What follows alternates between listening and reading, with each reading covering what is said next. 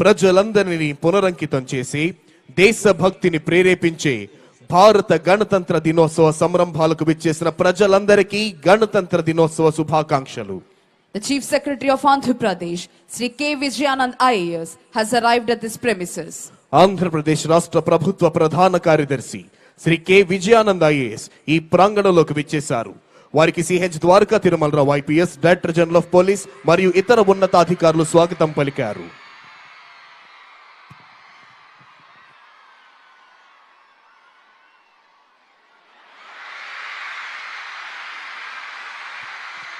గౌరవనీయులైన ఆంధ్రప్రదేశ్ రాష్ట్ర ఉప ముఖ్యమంత్రి వర్యులు శ్రీ కొణిదెల పవన్ కళ్యాణ్ గారు ఈ ప్రాంగణంలోకి విచ్చేశారు.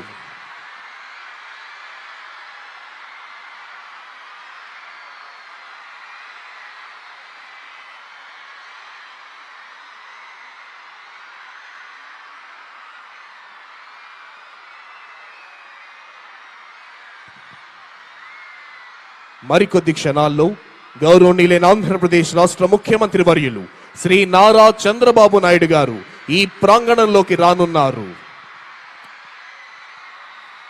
Within a short while, Honorable Chief Minister of Andhra Pradesh, Sri Nara Chandrababu Naidu Garu, will arrive at this premises.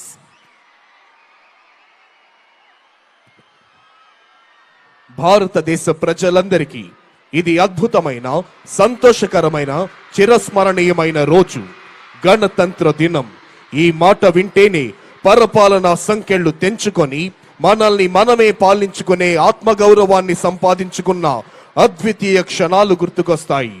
Kashmir మొదలుకొని కన్యాకుమారి వరకు యావత్ భారతీయుల గుండెల్లో సంపూర్ణమైన దేశభక్తిని నింపి భారత గడ్డ నలు చెరుగుల అభివృద్ధి ఫలాల్ని వంపి దేశ కీర్తి ప్రతిష్టలను హిమోత్తుంగ శిఖరాగ్రంపై నిలిపి ప్రపంచమంతా భారత మాతకు జేజేలు పలికేలా చేయాలన్న దీక్ష, కసి, పట్టుదల నర నరాల్లో ఉప్పొంగుతూ మనందరినీ కంకణబద్ధుల్ని చేస్తాయి.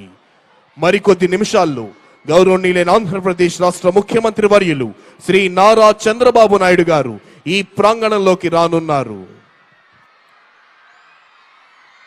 On this Republic Day, let us also express our gratitude to the armed forces, police, and every individual who works tirelessly to ensure the safety and well-being of our country.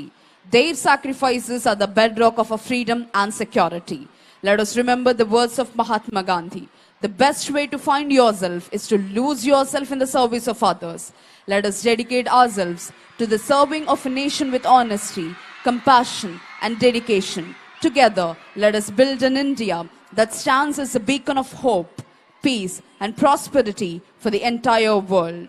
Republic Day is a reminder of our journey as a nation, a journey that began with the sacrifices of countless freedom fighters and visionaries who dreamed of an independent India governed by justice, equality, and liberty. Their courage and determination laid the foundation for the country we proudly call home today. Republic Day is not just a day to celebrate our achievements, but also to introspect and set new goals. As responsible citizens, it is imperative that we uphold the principles of the Constitution in our daily lives. Let us respect the laws of land, promote unity and harmony, and work towards eradicating discrimination in all its forms. It's our duty to empower the marginalized, support the underprivileged, and create opportunities for every citizen to thrive. We must also acknowledge the immense contribution of our armed forces, police. Their dedication and sacrifices ensure that we sleep peacefully at night. Today, let us salute their courage and express our deepest gratitude for their unwavering service.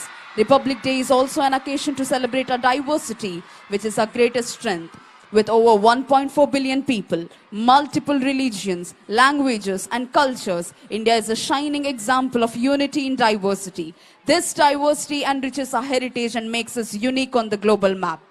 Let us take a moment to remember the vision of our great leaders. Mahatma Gandhi, the father of our nation, emphasized the importance of truth, non-violence, and self-reliance. Dr. B.R. Ambedkar reminded us of the importance of equality. మరికొద్ది క్షణాల్లోనే గౌరవనీయులైన ఆంధ్రప్రదేశ్ రాష్ట్ర ముఖ్యమంత్రి వర్యులు శ్రీ నారా చంద్రబాబు నాయుడు గారు ఈ ప్రాంగణంలోకి రానున్నారు.